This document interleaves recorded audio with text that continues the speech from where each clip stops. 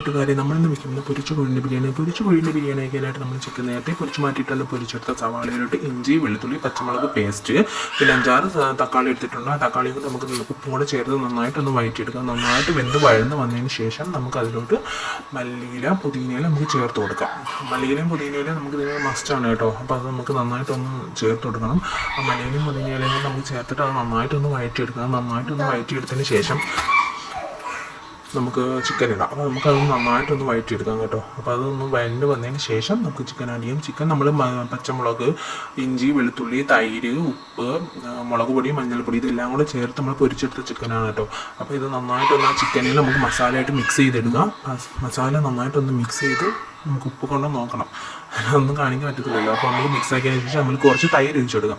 നമ്മൾ വെള്ളം ഒഴിക്കത്തില്ല ചിക്കനിൽ, അതിന് പകരം നമുക്കൊന്ന് തൈര് ഒഴിച്ചെടുക്കും. തൈര് ഒഴിക്കണമെന്ന് പറഞ്ഞാൽ ചിക്കൻ അത് വെന്ത് കിട്ടാൻ വേണ്ടിയിട്ടാണ് കേട്ടോ. അത് നമ്മൾ വെള്ളം ചിക്കനിൽ നിന്ന് ഇറങ്ങും, എന്നാലും നമ്മൾ കുറച്ച് ഒന്ന് തൈരും കൂടെ ഒഴിച്ചു കൊടുത്ത് നമുക്കൊന്ന് അത് മൂടി വയ്ക്കണം. അതുപോലെ നമുക്ക് നന്നായിട്ടൊന്ന് മിക്സ് ചെയ്തിട്ട് നമുക്കതൊന്ന് മൂടി വയ്ക്കാം. ഇനി നമുക്ക് അടുത്തതായിട്ട് ബിരിയാണിക്കുള്ള പ്രിപ്പറേഷന് പോവാം. ബിരിയാണിക്ക് വേണ്ടിയിട്ട് പട്ട, ഉണക്ക നാരങ്ങ, ഏലയ്ക്ക എല്ലാം നമ്മൾ എടുത്ത് വെച്ചിട്ടുണ്ട്. അതെല്ലാം കൊണ്ട് നമുക്ക് ചൂടാക്കി വെള്ളത്തിലോട്ട് ഇട്ട് കൊടുക്കാം. അപ്പോൾ വെള്ളത്തിൽ നമ്മൾ ആവശ്യത്തിന് ഉപ്പിട്ടിട്ടുണ്ട്. ഇപ്പോൾ നമ്മൾ അതിനകത്ത് ഇട്ട് കൊടുത്തിരിക്കുന്നത് പൈനാപ്പിളാണ്. പൈനാപ്പിൾ ആവശ്യമുള്ളവർക്ക് ഇടാം, ആവശ്യമില്ലാത്തവർ ഇടണ്ട. അപ്പോൾ നമ്മൾ മസാലപ്പൊടി കൂടി ഇട്ടിട്ടുണ്ട്. നമ്മൾ വീട്ടിൽ വാങ്ങുന്ന എല്ലാ മസാല ഐറ്റംസും കൂടെ ചേർത്തെടുത്ത പൊടിയാണ് കേട്ടോ. നമുക്കതൊന്ന് തിളയ്ക്കാൻ വേണ്ടി അടച്ചു വയ്ക്കാം. വെള്ളം നന്നായിട്ട് തിളച്ചിട്ടുണ്ട്. അപ്പോൾ നമുക്ക് അതിലോട്ട് മല്ലിച്ചപ്പ് ഇട്ട് കൊടുക്കാം. മല്ലിച്ചപ്പ് വേണമെന്നുള്ളവർക്ക് ഇട്ടാൽ മതി, എല്ലാവരും ഇടണ്ട.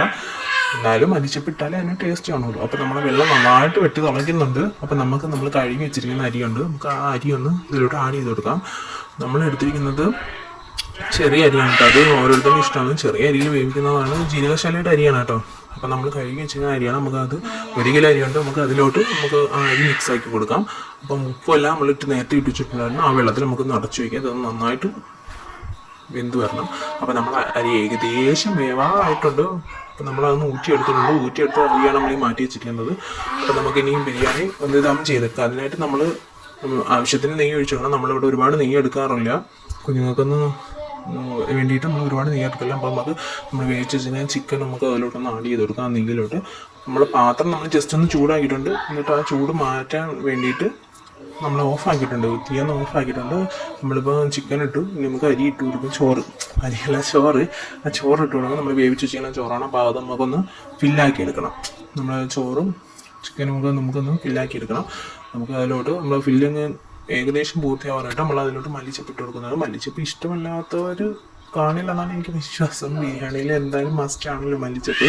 അപ്പോൾ നമുക്ക് പൊരിച്ചെടുത്ത ബിരിയാണീൻ്റെ ഇതിൽ നമുക്ക് മല്ലിച്ചപ്പിട്ട് കൊടുക്കാം. നമുക്ക് ഇനി ചിക്കൻ വീണ്ടും നമുക്ക് ഫില്ല് ചെയ്യാം. ഇനി നമുക്ക് അതിൻ്റെ മേലോട്ട് നമുക്ക് അടുത്ത റൈസ് വീണ്ടും നമുക്ക് ചേർത്ത് കൊടുക്കാം. അപ്പോൾ നമുക്ക് റൈസൊക്കെ നന്നായിട്ടൊന്ന് ചേർത്ത് ഇട്ടതിന് ശേഷം വീണ്ടും നമുക്കിതൊന്ന് ഫില്ല് ചെയ്തിട്ട് ചോറ് നമുക്ക് ഫില്ല് എടുത്തിട്ട് നമുക്കതൊന്ന് അടച്ച് വെച്ച് നമുക്ക് ദം ചെയ്തെടുക്കണം. അപ്പോൾ നമ്മളിപ്പോൾ തീ ഓഫാണ്. നമ്മൾ തീ ഓൺ ആക്കിയിട്ടില്ല. നമ്മൾ ഓഫാക്കി ചെയ്യണം. നമുക്ക് ഇതൊന്ന് ഫില്ല് ചെയ്തതിന് ശേഷം മല്ലിച്ചപ്പ് നമുക്ക് വീണ്ടും ഇട്ട് കൊടുക്കാം. എന്നിട്ട് അതിൻ്റെ മുകളിൽ നമുക്ക് കുറച്ചുകൂടെ നെയ്യ് ഒഴിച്ച് കൊടുക്കാം. നമ്മൾ തീർന്നു കേട്ടോ. കുറച്ച് നെയ്യ് ഉണ്ടായിരുന്നുള്ളൂ. അപ്പോൾ നമ്മൾ തീർന്നു. അതാണ് ഇപ്പോൾ നമ്മൾ ആവശ്യത്തിന് നെയ്യ് വെച്ചിട്ടുണ്ട്. നമുക്ക് പിന്നെ ചിക്കൻ ഇട്ട് കൊടുത്തിട്ട് നമുക്ക് ബാക്കി റൈസും കൂടെ ഇട്ട് നമുക്ക് ഫില്ല് ചെയ്തെടുക്കാം. അതൊന്ന് ഫില്ല് ചെയ്തെടുത്തതിന് ശേഷം നമുക്കൊന്നൊന്ന് അടച്ചു വെച്ച് നമുക്കൊന്ന് വേവിച്ച് ചൂടാക്കിയെടുക്കാം. എന്ന് വെച്ചാൽ ദം ചെയ്യാൻ വേണ്ടിയിട്ടാണ്. നമുക്കൊന്ന് ജം ചെയ്തെടുക്കാം. നമുക്ക് ഫില്ലിംഗ് ഒക്കെ പൂർത്തിയായിട്ടുണ്ട്. നമുക്ക് വീണ്ടും മല്ലിച്ചപ്പിട്ട് കൊടുക്കാം. എന്നിട്ട് നമുക്കിതൊന്ന് അടച്ചു വെച്ച് ഫോയിലിംഗ് പേപ്പറിലാണ് കേട്ടോ നമ്മൾ മൂടിയിരിക്കുന്നത്. ഫോയിലിംഗ് പേപ്പർ വെച്ചൊന്ന് മൂടി വെച്ചിട്ട് നമുക്കതൊന്ന് ബിരിയാണി ചൂടാക്കിയെടുക്കാം. ഫോയിലിംഗ് പേപ്പർ ഇല്ലാത്തവരാണെങ്കിൽ നമുക്ക് പാത്രം അടപ്പ് ഇങ്ങനെ മേളിൽ ഇതൊന്നും ഇല്ലാത്ത ഒരു പിടിയില്ലാത്ത പാത്രം വെച്ചിട്ട് നമുക്ക് അടച്ചെടുത്താൽ മതി.